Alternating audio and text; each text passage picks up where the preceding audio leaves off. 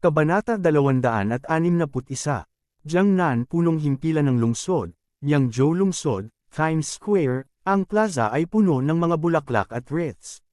Ang lumalamon na sakuna ng halimaw, ang sakuna na ito, sa sangkatauhan, ay mas nakagigipit kaysa sa panahon ng Great Nirvana.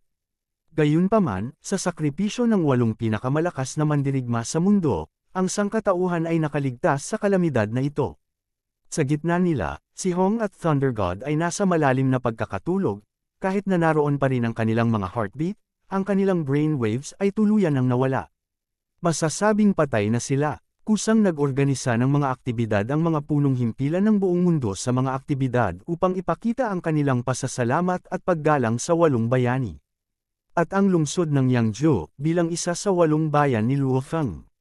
Sa pinakamalaking plaza ng Yangzhou City, hindi mabilang na mga tao ang nagbibigay ng respeto.